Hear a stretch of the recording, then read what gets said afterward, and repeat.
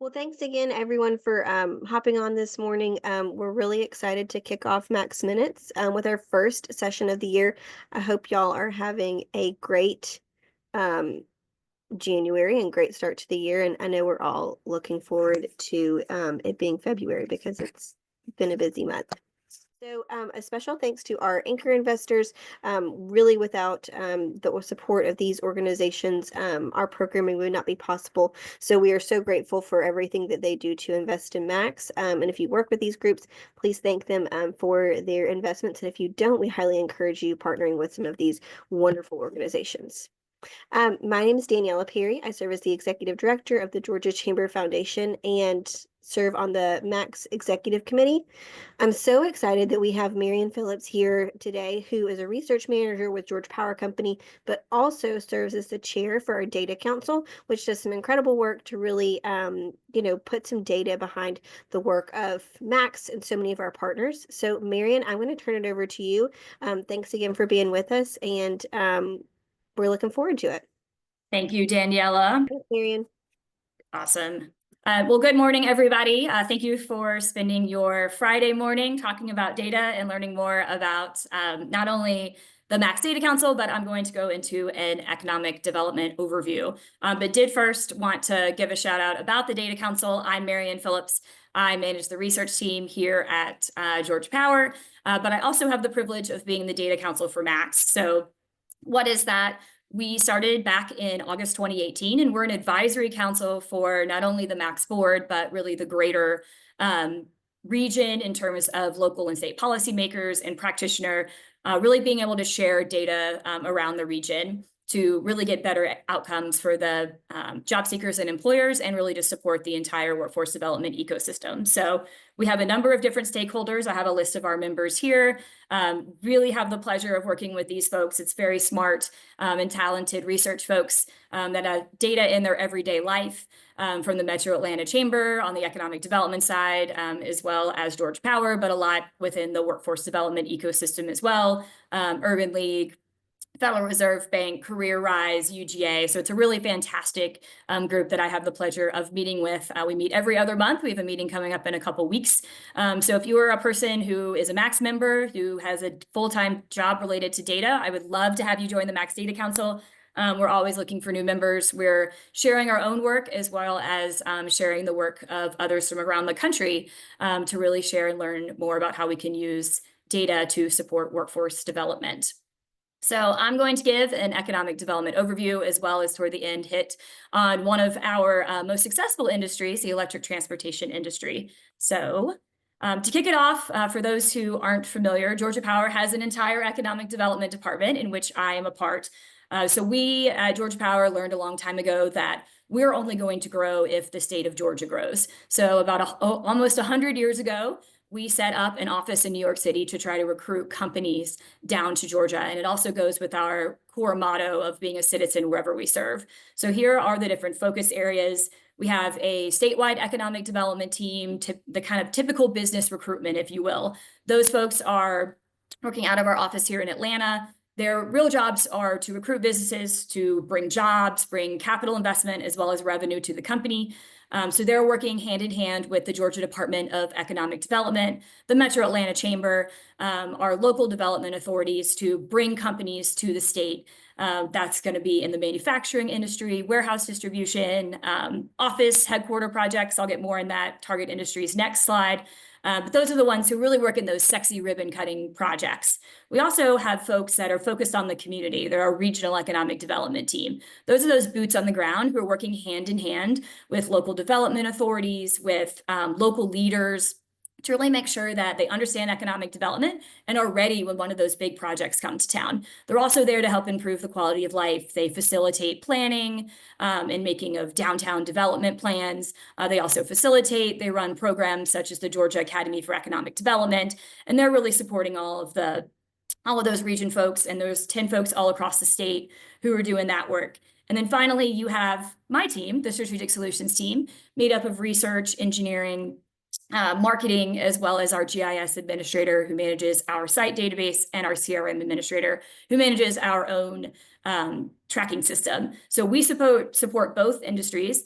We're not answering any questions related to power. I will talk a little bit about that, but for the most part, we're really just supporting Georgia and its growth with on the research side with all of the data, really a lot around workforce. I know that's really all of what everyone in this call is really thinking about daily. I am as well myself. Our engineers are all civil engineers. They're focused on site development, and they drone, they make really cool models, really so that a prospect can come and instead of looking at a field, they can see a video of what it would look like if the building were actually there, as well as see how big the product is with drone information. Sorry, Teams. We also have a marketing team that is focusing on telling the Georgia story. So our strategic solution teams is supporting both the industry side, on the regional economic development, as well as those new businesses within the business recruitment side of the house. So our target industries align perfectly with the Georgia Department of Economic Development. They're our major partner. That is on purpose. I imagine also aligns pretty well with what you all as in the workforce development world are focusing on. So a lot of manufacturing, not surprisingly, aerospace, automotive, electric transportation, the different suppliers that support that industry, such as chemicals, metal fab, plastics and rubber. Food processing, of course, is a big one, a historical industry for Georgia. The office market, headquarters, corporate functions, that also includes contact centers. That industry, I'll get more into that in a minute, but really was our bread and butter in the kind of before times, if you will, pre-COVID. We were really successful at landing headquarter locations, Norfolk Southern's headquarters, had a number even that came and left back to us, but as well as technology centers, a lot of Microsoft, Google, a lot of those announcements. And with the uncertainty with COVID and return to work, that has completely dropped off. Only until recently, we started to get some of those projects back, which we're really excited about. Life sciences, another industry that's been kind of quiet in Georgia, but in the post-COVID world has become more important, and we've been getting some of those projects as well. Technology, we also have different industry topics that we dig into on our top industries page related to cybersecurity, big industry in Atlanta, but also in Augusta, digital media and entertainment, and fintech. And then finally, warehouse distribution, another industry that we really saw kind of blow up in 2020 and 2021 with the growth of e-commerce when we were all sitting at home and just ordering things offline. And that, not to mention the fact that our strategic location with being having 3 different interstates come together, as well as the port in Savannah and Brunswick, have made us a kind of a perfect location for warehouses because of the accessibility to not only the whole East Coast, but really to the entire country. So those are our target industries. And I'm going to take a second just to brag about ourselves in Georgia. We are the top state for business for 11 years running, an area development magazine. We also, at Georgia Power, have gotten a number of accolades, being the top utility in economic development by both Business Facilities and Site Selection magazine. And part of that is that we really are just another piece of the economic development team that is working to make Georgia better in both the community and the business recruitment side. And all of the services that we provide are completely free. So I did want to put that out there. If you want to see any of this data that might be helpful even for your organization as a nonprofit or a government, we really work with anyone and be happy to provide our services for free, which kind of goes with one of the reasons that we are a top utility for economic development, because we are so involved, no matter if it's even within our service territory. So I wanted to show you how we've been doing the last couple years, and you can see and have, really what's the reason that you've been hearing about economic development at all. I feel like it went years before people didn't really understand what economic development was. Amazon H2Q hit and put our job in the forefront, which was crazy for us who have been doing this job for years. That really helped people understand what site selection is like, even though that, of course, was a very special case. But you can see we were kind of chugging along, and then you see 22 and 23 just for us just absolutely skyrocket. Those are the best years we've ever had on record. And a lot of it is thanks to not only the electric transportation industry, but Hyundai and Rivian specifically. Hyundai is supposed to create 8,100 jobs. They have built their facility in less than 2 years, which is absolutely unheard of. If you have driven to Savannah, it's basically 2 miles long. You pretty much can't see it. You can't miss it when you're going down I-16 because it's so massive. They're already employing 1,000 people and really are ramping up right now in their hiring. And then Rivian, of course, a lot of drama in the Atlanta metro area, as I'm sure you've heard. Their project was previously on hold. It is back. They are moving dirt. They're supposed to be producing cars by 2027. So that very much is still happening. But you can see in 2022, looking at the jobs numbers, we still would have had a record jobs year, even without those two big projects. And we've been really successful. And then 2023 was our record-setting year as well, especially on the capital investment side. So we're coming off two really successful years, and 2024 basically is just kind of us returning to what our baseline used to be, which I'm sure y'all in the workforce development world are happy to see. Even people internally be like, hey, it'd be really great if you guys slowed down. Of course, that's not how it really works, but we are kind of returning more to a normal and not quite going to be at the pace we were in 2022 and 2023. So let's dive into the specifics of 2024 and look at some numbers. We created nearly 17,000 jobs and $9.1 billion in capital investment. And you can see that that is really spread out across the state and in a number of different industries. One of the strengths of Georgia is how diverse our industry base is. We're not reliant on one specific industry. We really have our toes in a bunch of different ones. Manufacturing, you can see that's that lighter blue color spread all across the state, even in the Atlanta metro area, seeing that growth. Really happy again, as I mentioned, to see the headquarters and office projects come back to life, of course, in the city of Atlanta and the metro area itself. We had a number of large, over 1,000 job projects that landed. AIG, Price Picks, both office technology jobs, StubHub there as well, and locating in Sandy Springs, mostly concentrated in the Atlanta metro area. But as I mentioned before, we're really happy to see that industry back. It creates a lot of white collar jobs, high-paying jobs in the metro area, and really used to be that bread and butter for our economic development recruitment, and had just gone completely quiet. But so we're glad to see that back. As warehouse, as well as the warehouse distribution industry coming back as well. You can see that big Amazon location in Northeast Georgia, as well as a couple locations in kind of the southern metro area. And I'm going to talk about data centers. Don't worry, I know I'm not, as a Georgia Power person, I'm not going to be able to get through this presentation without getting questions about data centers. So don't worry, I am going to touch on that. And you can see those red dot locations, just a handful of the locations. They are really clustered kind of out I-20 and that out I-20 West area there. So let's talk about where we're kind of going in the future. So we have a very robust pipeline of our industries. Active projects are ones that have not just shown an interest in Georgia, as in SINUS and RFI, but really have either been boots on the ground or are having conversations with our folks about either bringing a project or expanding. We have 316 projects currently in our pipeline. If all of them landed, which do not worry, they will not, it'll be 91,000 jobs and 124 billion in capital investment. And you can see on the donut chart below kind of the breakdown based on the number of projects in each of the different industries. Manufacturing is a little less than half. The last couple of years, it has been more like in the 60% range. I'm glad to see just really that growth again in the branch and office market coming in at 17%. Yes, we do have a lot of data center activity. I'm going to hit that on the next slide. That's 18% of our projects, and then on down in the different other industries. So what are those industries? A lot of it's still the automotive and clean tech that I'm going to focus on in the second half of this presentation. That's electric transportation still. That's a lot of the battery as well, and different parts of the electric vehicle supply chain. Yes, it's a lot of data centers. The growth in AI, they need massive data centers to be able to support that. Georgia's been very successful in landing not only the hyperscale, so the big four, Google, Meta, Amazon, Microsoft, but also co-location areas like QTS, big location down in Fayette County, taking up a lot of space, and they'll house a number of different data centers within that one facility. And they're also focused on machine learning as well.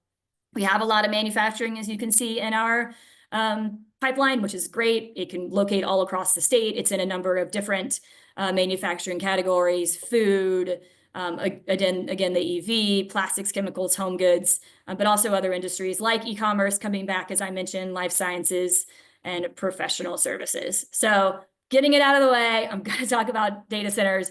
But the thing that's been really the most interesting about data centers is that it's very different from the way that it used to be for us. We used to see data centers be very specific in terms of where they wanted to locate. They wanted to be far away from airports, anything that's going to cause any movement. So needed to be far away from rail, from quarry. They didn't want to be too close to residential. They were trying in many cases to be as close as they possibly could to downtown Atlanta.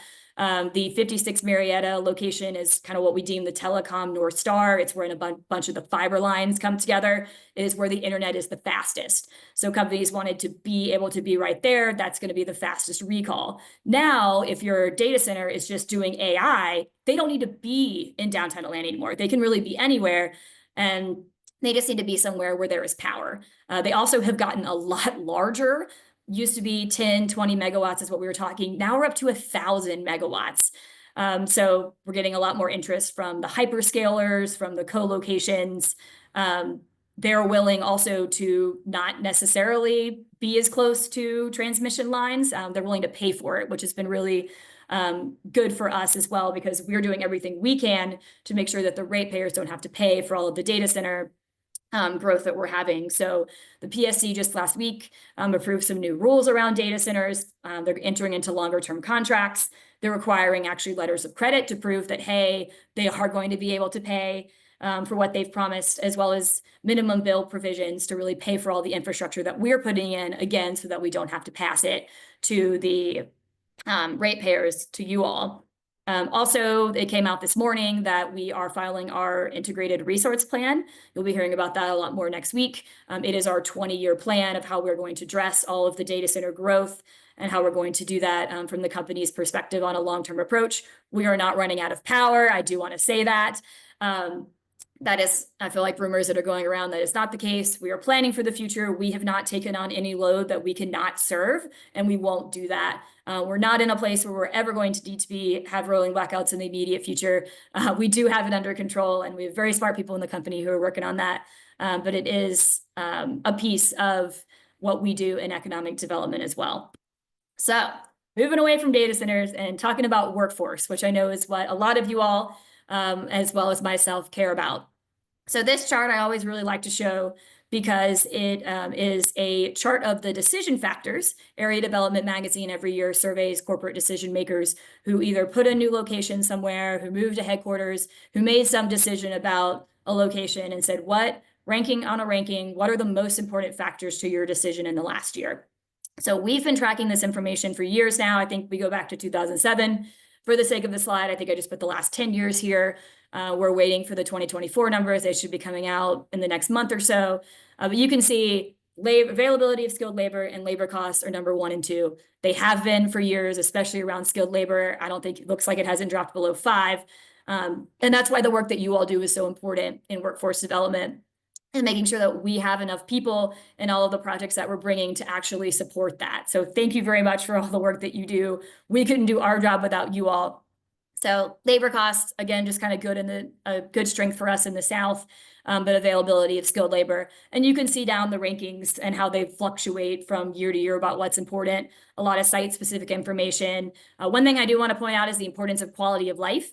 You can see that before 2015, that wasn't even on the rankings. It was because it was a separate ranking that includes housing, traffic, crime, kind of what used to be considered some of the warm and fuzzy parts and weren't really as big in the economic development process, but now it's becoming more and more important. People want to live in places that have a thriving downtown, that have good retail options, that have things like the Beltline or trails. All of that is becoming more important because if you're going to locate a facility there, you're going to need to be able to find the workforce, and that's what the workforce wants. They want a place where they can live and work and have all of those amenities. So quality of life is becoming a bigger piece and kind of jumps around in the rankings there.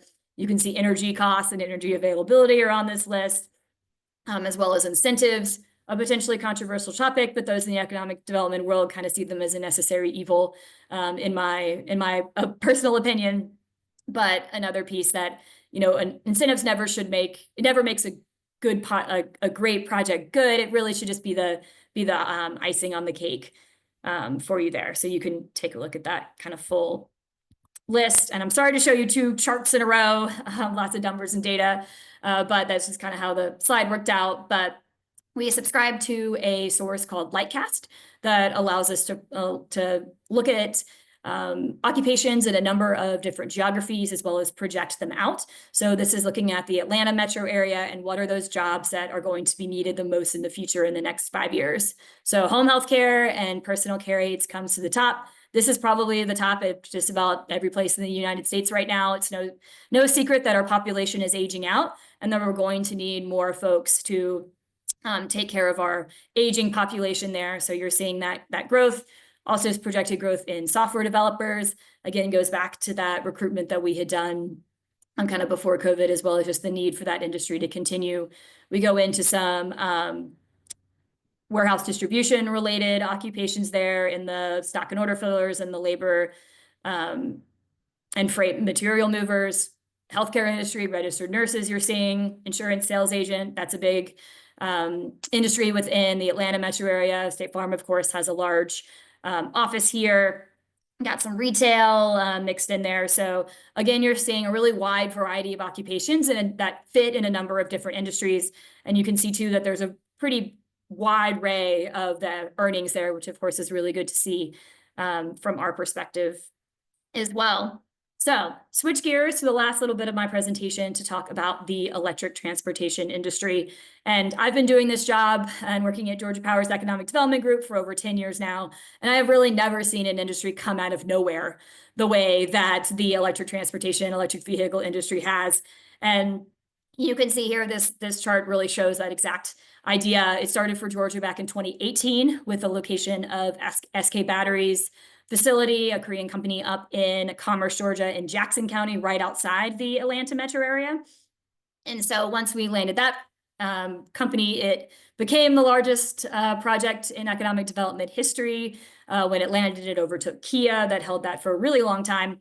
And after we landed that one project, our governor and our Georgia Department of Economic Development had the great foresight to say, okay, this is an industry of the future.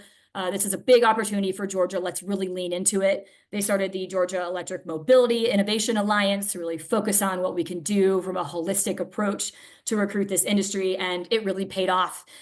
This graph, you might notice, actually looks fairly similar to our graph that I showed of our kind of jobs and capital investment trend, where you're seeing it kind of trucking along, a little more growth, and then skyrocketing in 22 and 23. Very similar to what happened in Georgia. And as you can see from the graph on the left, Georgia has really been able to be successful in this industry more so than really any other state in the nation. And you're seeing, and I'm going to hit this next slide, but the Southeast has really been the winners. Georgia, Tennessee, South Carolina, Texas, of course, Michigan too. They've been a part of the EV, or they've been part of the car manufacturing industry for decades, obviously, as everyone kind of knows. And they're continuing to try to hold on to that status, which makes complete sense. So they are still very much in the game, but we are seeing that in general, the industry is moving south, and that it's really Georgia and Michigan that are set up to dominate the electric battery manufacturing industry. And you can see all the capital investment there on the chart on the right, where it's Georgia, yes, it's Michigan, but it's also North Carolina, Tennessee, South Carolina. You're seeing all of the growth really coming down to the south, which is, not traditionally where big car manufacturers have been. In Georgia especially, it's been successful. We landed 3 of the top 6 projects by planned investment, 2 by top planned jobs. That's, of course, Hyundai and Rivian. And we've just really been able to be successful in this industry in a way that luckily we were prepared for. To kind of show you a map, we say that we are the epicenter of the automotive industry, and we also continue to be the epicenter of the electric automotive and batteries industry as well. You can see here, and what's interesting when I look at this is the combination of both new locations, which is a lot of what happened in Georgia with the different battery plants, the SK plants, Rivian, Hyundai. Those have all been 2022 and 2023 announcements for us, but a lot of the other locations, as well as Kia and Bluebird, have pivoted. We saw those OEMs, original equipment manufacturers, as we call them, who were just making traditional ICE cars, your everyday car, saying, okay, we are going to add a line to be able to support the future and have electric vehicles in our current facilities. That's actually what Kia did. It was kind of funny because, Rivian and Hyundai announced, and Kia said, oh no, we were here first. We are going to be the ones to make the first EV in Georgia. And sure enough, they did. Their EV9, which is a 3-seat SUV, rolled off the line last year. And then they recently announced another EV, a little hatchback EV that they're going to start manufacturing at their plant in West Point, Georgia as well. So they actually beat Hyundai to the game, which I thought was really funny. Actually not to, I like it because Kia was for a long time our real only OEM and kind of biggest project. So we were happy for them that they're continuing to be really successful. Bluebird, they make buses, school buses specifically down in Fort Valley, Georgia, right outside of the Atlanta metro area in Peach County. But they have been making electric vehicles for a really long time and doing that even before it was popular, if you will. So they've pivoted. And then you've seen really in the states all around us with BMW, Mercedes, VW, Hyundai, all kind of pivoting to also adding EVs to their kind of current traditional automotive manufacturing. So what is this success looked at in Georgia? Let's put some numbers behind it. We've had 44 electric transportation locations since 2018, poised to create over 32,000 jobs, 27.5 billion in capital investment. And you can see it spread all across the state.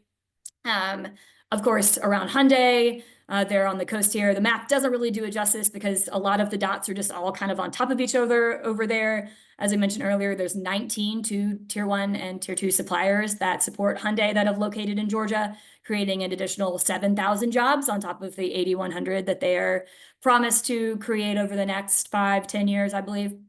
And but we've also seen those kind of companies locations. We don't have the interstates on here necessarily, but you can kind of see if you follow the trend lines, you're following the interstate there. And so there's some companies that chose to actually locate kind of in between both Kia and Hyundai because they support both of those. And then you see Rivian, of course, projected to have 7,500 jobs.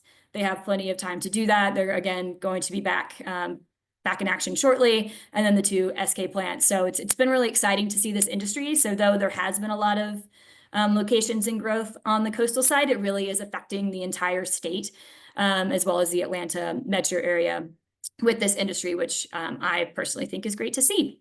So bringing this back to workforce for my last couple slides here, how did we recruit Hyundai? How did we recruit their suppliers? And it was a real team effort between the state and the different utilities.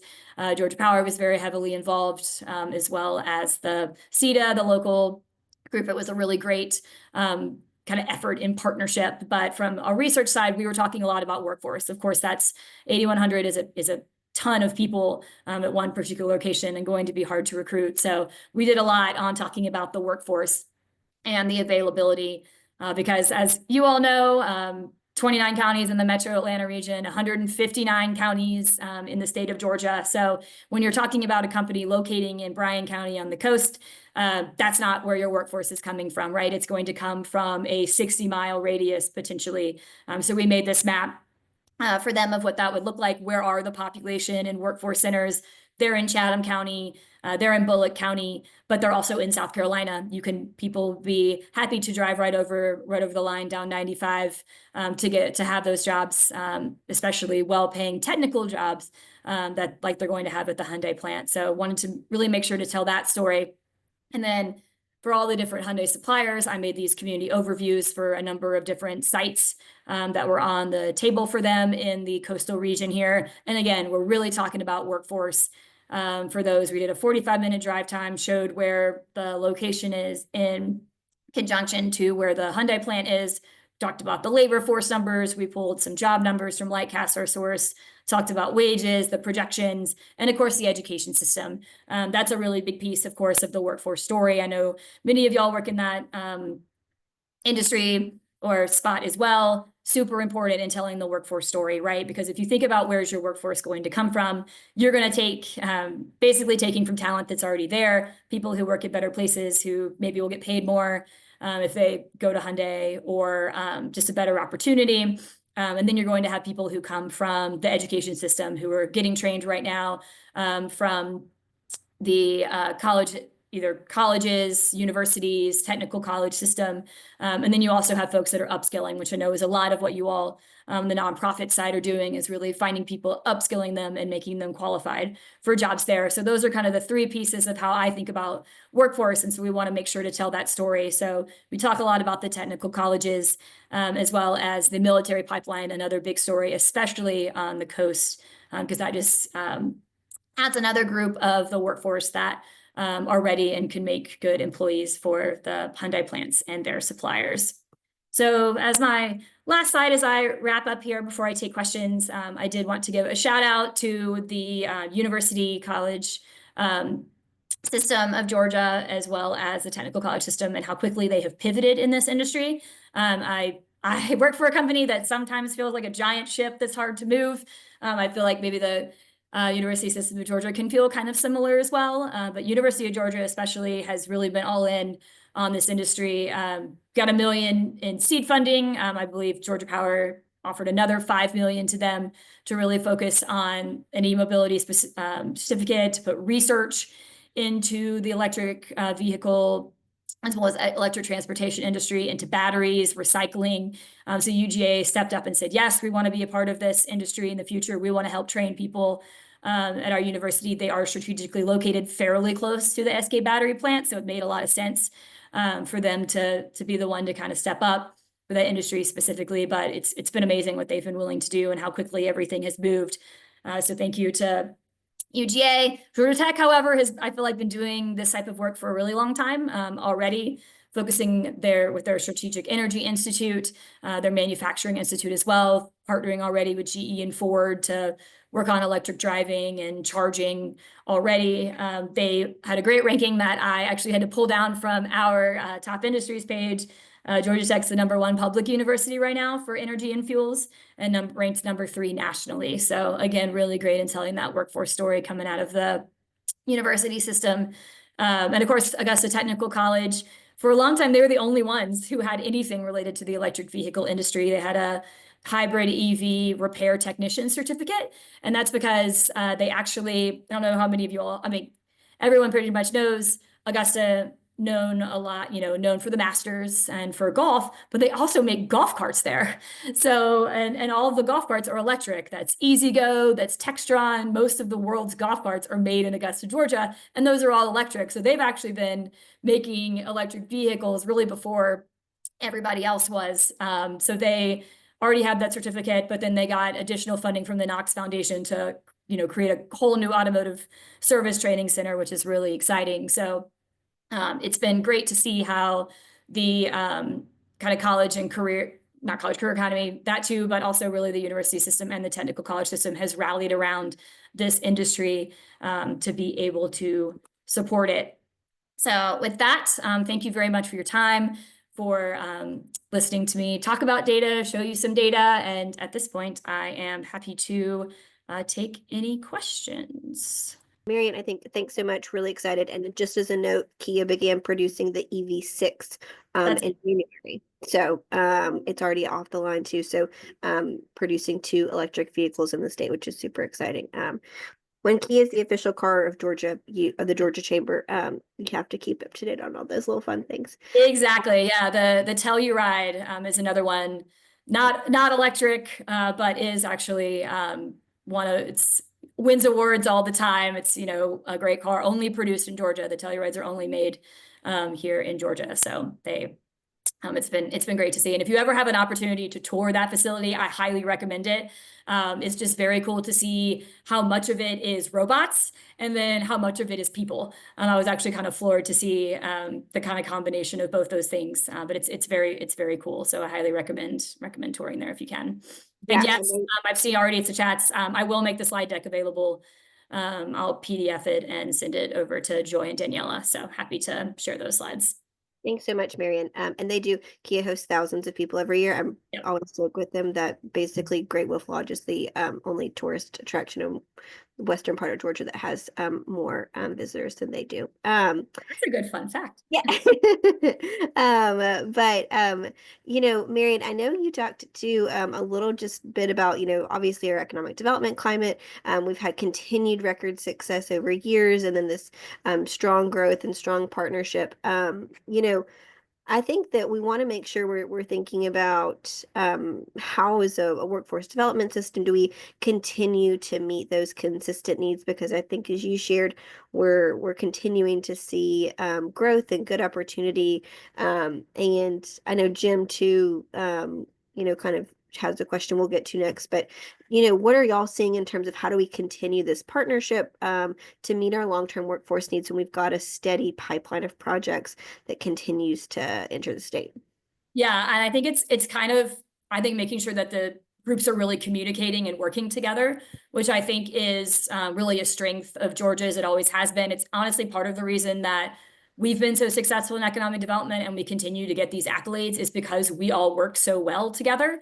And I think my being a part of Max is really helping bridge or myself, but also other economic development organizations. Breezy Stratton with Douglas. She's also on the board and on the membership engagement committee, really making sure that economic development is communicating with the workforce development piece of it. We also do have Jamal Jesse. I don't know if he's on this call, but he is a participant in Max.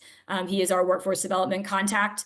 We're constantly working with him as well. And I think it's all about communication and how, coming to presentations like this, hearing about the industries that are going to be projected to grow, and making sure that we're all kind of working together to make sure that we're meeting the workforce needs. And we are also keeping on our website too a list of different workforce development programs that local development authorities and chambers are running so that we can promote those as well to have on our website. I can drop that where that is on the chat. So we're also trying to make sure that we're getting that information out from our side. But yeah, it's all about communication, kind of understanding what everybody's doing. And I think Max is a great place for that because it does have the economic development side and the workforce development side, and just making sure that we're all working together because we all have the same goal of growing Georgia and making sure we have a workforce that is supporting the industry and having everyone have quality jobs. Absolutely. I know Jim had a question in the chat, certainly kind of on, the degree of short and midterm impact of any clawback on the IRA funds.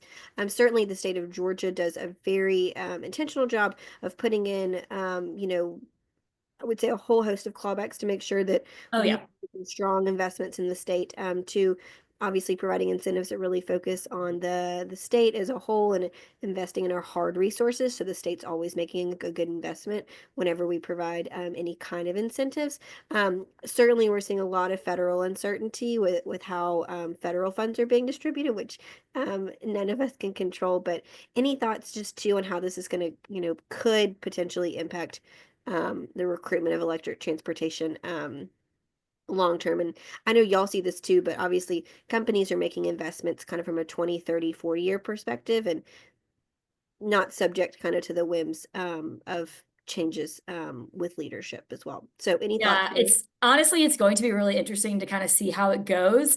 On the electric transportation side, we are kind of in Georgia kind of lucky because you saw that all of that investment was in 22 and 23, and a lot of those companies have delivered now.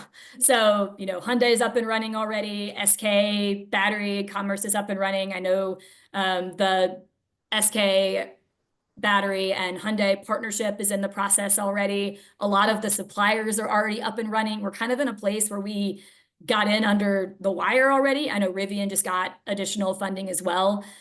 So in terms of how recruiting new industries, we're kind of in a wait and see type of mode. I think that industry is going to, we've been so successful. There's more to come there, especially kind of in the battery particular space. So I'm intrigued to see how it's going to look. A lot of manufacturing is still in our pipeline. Federal funding is important, but it is a lot of foreign direct investment too, because at the end of the day, also, we've heard from the administration, they want to bring manufacturing jobs here. They want manufacturing here. So balancing the kind of lack of some of those federal funds with the messaging I'm intrigued to see how it's gonna. I'm hopeful that we'll still be able to continue to really recruit this industry. But for the most part, we're already far enough along in a lot of those big projects that I think that I don't think we're necessarily worried that we're going to lose any of the things that any of the companies that have already committed. And I would say too, you've got companies like Q Cells that obviously manufacture solar panels up in Yeah. Northwest Georgia as well, and so many industries too that are, suppliers and related industries. I think absolutely, we're excited to continue to, have that steady leadership here in the state that promotes investment and job growth. Yeah, thank you. And one thing I do want to say, and I know I don't work at the Fed where they have their whole like my views are not necessarily, are the views of the Fed, but I'm kind of speaking from my perspective. I wouldn't say my views necessarily reflect how Georgia Power thinks about these. That's just kind of my personal opinion. So I did want to throw that out there. I am, of course, represent Georgia Power, but all the thoughts and data and all that stuff is really coming from myself. So don't Absolutely. quote, yeah, hopefully, things No, like and Mary, I did want to share too. I know that we get a lot of questions too, just on the incredible growth and how we've been able to keep pace. I know that the Georgia Power IRP is coming out today. today. Um, Yep. just got to do full circle here. But I think it's really important that people understand how our vertically integrated structure here in the state really does allow Georgia Power to be able to do so much long range planning, of course, in partnership with our EMCs and utilities. But really, that vertically integrated structure and having that allows us to make long term investments where we're continually able to adapt and evolve and grow to meet growing needs in economic development. But to your point, no one's running out of power, and it's because we have this like really great structure Yep. that's important to keep it regulated, so that we're able to continue to always respond to these new growth opportunities. Yeah. And kind of just like I was saying earlier with how workforce development is working together with economic development, the same is happening within our company for really the first time. It's economic development working together with our transmission planning, and we're doing a lot more than we ever have in making sure that we are in step with what we're seeing and what, the companies and data centers, especially that are coming to us, that we're aware of what they're asking for and that they're in our pipeline. So now there's a whole approval process that companies have to go to. There's a whole transmission study that has to be done, and that was not formally a formal process previously because we really didn't see the data center interest like we have in the last couple of years. So know that we are very conscientious about data centers and making sure that we have enough power, and also making sure that this growth is not going to negatively affect ratepayers either. No, Georgia is not Texas, and we never have to worry about that because of Correct. our regulated structure. So be Correct. grateful for all of it. We've got a great system in place. But Marion, I think you touched so many big topics about growing industries. Is there anything that you'd like to just kind of give us as a final takeaway about the greatest growth industries in the state, or what you see in Metro Atlanta too? I know that those are similar but can be a little different. We look at that data too and how it differs. Or any kind of overlaps with where y'all see our good growth, and where we really can be thinking from a workforce perspective of where we want to invest people's time in training programs. Yeah, I mean, I would say that what I think is good about both Atlanta but Georgia as a whole is how diverse our industries are. So we really do need workers from in a wide variety of industries, as you kind of saw. So yes, a lot of manufacturing. And what's great about manufacturing is that too is a wide variety of jobs, right? Like there are some kind of basic assembly type works, but there's also a lot more technical jobs there. Advanced manufacturing, actually, somebody has to man that robot, right? And be able to actually program the robot. So there's a lot of technical jobs that also go into manufacturing. You also have warehouse distribution, as you saw, kind of coming back. Georgia's strategic location being what it is, and the growth of the port and where we are going to continue to see that. And I know that that's a big part of what a lot of y'all do, supporting not just Amazon, but other warehouse distributions. And those are jobs I feel like that, easy to kind of produce people, and can move your way up in that industry. As I showed, the office and the technology jobs are coming back, which is really exciting. So kind of I would kind of say that there's no wrong answer right now, because pretty much every industry in Georgia is growing. I could have put, especially in Metro Atlanta, I would say we have continued to be really successful also with our in-migration. It has slowed down from really what we saw, I want to say from like 2000 or maybe even 1990 to the 2010s. Georgia just, and the South in general, just got a lot of migration. It has slowed down. But for the most part, the state's still projected to grow. A lot of that growth is going to be in Metro Atlanta.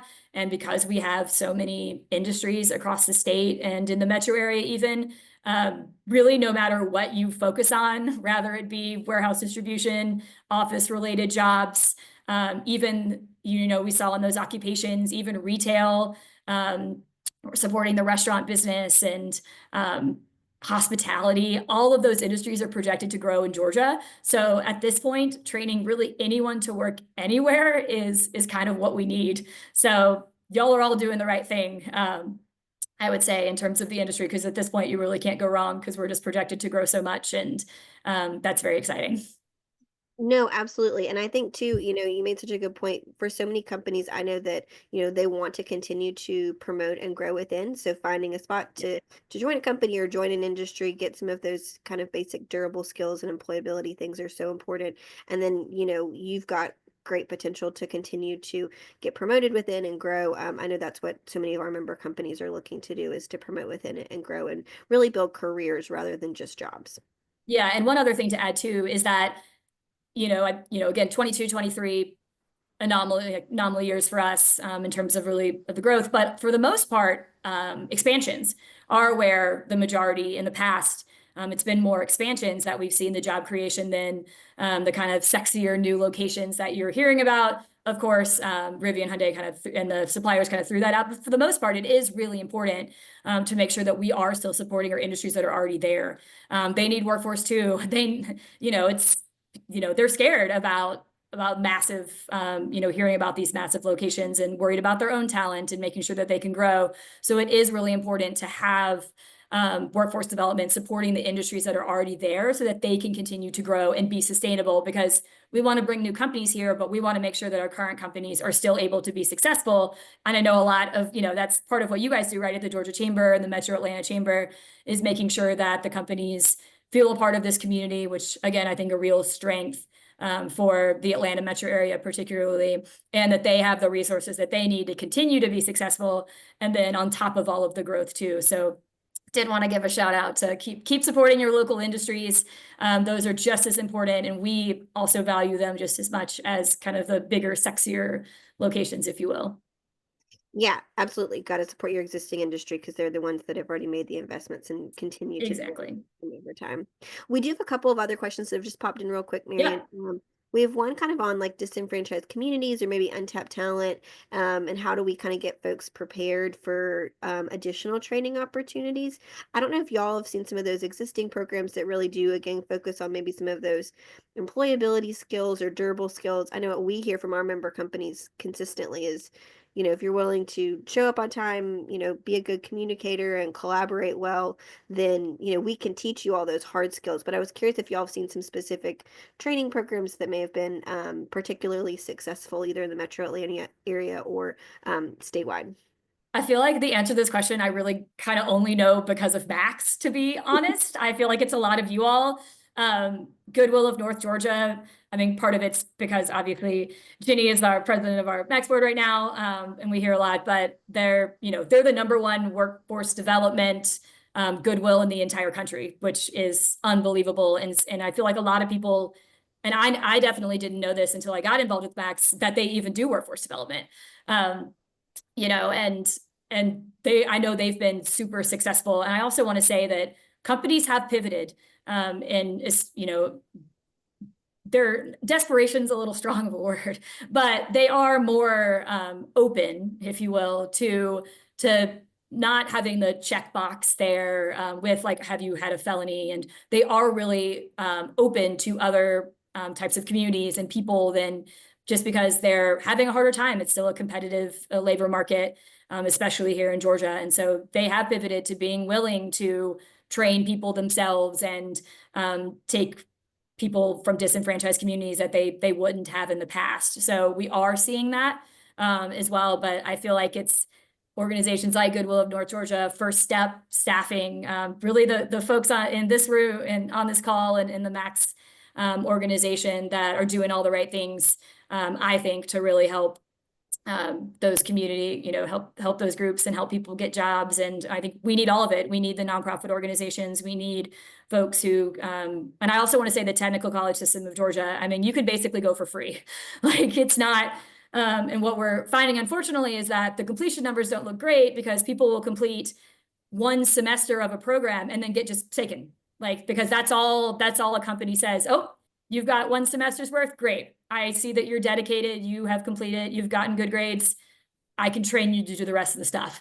That's of course not what the technical colleges want to see, but that's great to show that they're doing the right thing there. So I also do want to say the technical college piece of it is huge, and the way that they've been able to pivot to and have these just certifications and kind of smaller skills-based programs that aren't like a full 1.5 year, however long it is. They're pivoting as well to make it easier to get certifications and degrees. So shout out to them kind of doing all that type of work as well. And two, I think Mary mentioned so many of those programs are free and they're often in the highest demand areas too. So if you're not familiar with a lot of those programs, I know Ray Perrin's on our board from the Technical College System of Georgia, as well as Kristen Lehrhoven. So we're happy to connect you with all of those pieces. We did have another comment too around the over 50 population. I know we've seen a lot of folks that maybe chose to retire during COVID and now would like to come back into the workforce, or maybe want to do a little bit of both. So I think it's a great point. Marion, I was curious if y'all had seen any workforce trends for the retirees that were important to focus on, are those effective training programs. Yeah, I feel like it's interesting because COVID did, I think it did two things where like people decided to retire, but then it also kind of made people have to work for longer. So there is that. I mean, I'd have to, luckily, Lightcast is an excellent source for us that breaks out occupations, industries by age. So I can go into the system and see what are the people over 50 actually, what industries, what jobs are they working in the metro Atlanta area? Where are they projected to grow? I don't know that information off the top of my head. Very easy for me to look it up and kind of understand what those opportunities are for people. But I feel like the bigger concern is losing institutional knowledge of folks that are starting to retire right now. That's happening. That's unfortunately something, fortunately, and fortunate for those who have had long services at Georgia Power, worked 40 something years, who in the last few years on our side, especially in our regional team, have retired. That's so much institutional knowledge, which you hate to see, but great for them being able to retire, right? So I almost feel like the concern is more that we're losing a lot of that institutional talent as our workforce just gets older. So it's how can we make sure that we're having companies having knowledge transfers with people, and making sure that the older folks are training the newer people, and so that we don't lose all of that institutional knowledge that's decades in the making. So I mean, I know that there are plenty of opportunities out there, and I think it just kind of goes, and I know you all are doing the right thing in terms of not discriminating based on age, but I do feel like, again, the market is much more flexible and pretty much anything in terms of if you want to work hard, if you have the soft skills, it doesn't really matter what age you're at, because at this point, like if you start at 50, you still potentially have 15 more solid working years in you, especially depending on the industry. So I know Yeah, that's all over the succession place, planning but in your organization is paramount. So make sure that you're investing in that next generation and thinking through that. One last question, Marion. We had, how do we connect clients with some of these jobs? I think my best recommendation would be make sure you're working with your economic developers. They can help connect you to industry partners that may be in your community, but any other resources that you'd recommend to help get people connected to jobs that are growing? yeah, I would say too, local chambers are really, I mean, obviously Georgia Chamber, but the Metro Atlanta Chamber is that's a big, they do a lot. But even like smaller, like especially if you're in kind of one of the smaller counties in the Metro Atlanta region, the best way to connect with your industries, that's where the industries are. They're at the chamber, they're at those meetings. A lot of times the local developers, to your point, as well, like Breezy in Douglas County. Like she knows what's happening in every single one of her industries. And she knows who's having workforce troubles and who needs some help with specific areas. So those are the type of folks definitely to connect with, because they're not only brought the company there and have that relationship, but they're continuing to nurture it. So they know what's happening too. And I feel like Max is also, again, a good connector space to see job postings and be on the lookout for that, ways to make that connection. But yeah, local economic developers, chambers, organizations like this are all ways to, and that's something that I know that too, that Max wants to focus on is connecting better with employers too. So kind of stay tuned for that, I would imagine. Yeah, and certainly if y'all need help connecting with any local chambers, whether it's the metro area with like Cobb, Greater North Fulton, Clayton, DeKalb, any of those folks, we're happy to connect you with any of those. And I know Marion's got a lot of those relationships as well. But Marion, I can't say thank you enough. I think you've had so much good information. I know everyone's really interested to continue to dive into the data. So just appreciate everything that you and Georgia Power Company does to help our state continue to grow. As we wrap up, if you're not a Max member, please join. We'd love to have you. And if you need to pay your dues for this year, we'd love for you to do that as soon as you are able. Um, and here's a QR code to make that just a little bit easier. Upcoming events on February 26th, we'll have a breakfast meet and learn to talk about some of the assets at Gwinnett Technical College. So if you're in that area, we'd love to have you.